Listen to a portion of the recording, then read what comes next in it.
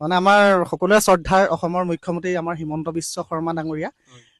তেওঁৰ আমাৰ অসমখনৰ কাৰণে কি কৰা নাই বৰ্তমান সময়ত মানে কি হয় এতিয়া আমাৰ বৰ্তমান লাখপতি চলি আছে তাৰপিছতে বৃদ্ধ পেঞ্চন বিধৱা পেঞ্চন অন্যান্য ঢেৰ কিবা কিবি তেওঁ আঁচনি যোগাৰ কৰি দিছে আমাৰ অসমত হয়নে খালি আৰু এটা বস্তু আছে কি আমাৰ অৰুণোদয় সেই অৰুণোদয়ক লৈ পেলাই মানে এটা চিটুৱেশ্যন অৰুণোদয়টো মানে সেই অৰুণোদয় লৈ পেলাই আমি এটা পেৰডি গীত আমাক শুনাব লাগে চেনি চেনি চেনি চেনি মাই অৰুণোদয় পইচা পাইছা নাই ফ্ৰী চাউল খাই খাই ধুনীয়াজনী হৈছা নিজকে বাৰু চাইছা নাই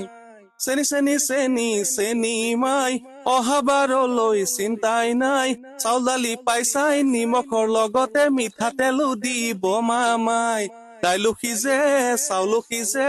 ধনে প্ৰতি ভোগটো বাঢ়ে দাইলো সিজে চাউলো সিজে ধনে প্ৰতি ভোগটো বাঢ়ে কবলৈকে ভয়ো লাগে কাৰোবাৰ আকৌ জগৰ লাগে চেনি চেনি চেনি চেনি মাই অৰুণোদয় পইচা পাইছা নাই ফ্ৰী চাউল পাইছাই নিমখৰ লগতে মিঠাতেলো দিব মামাই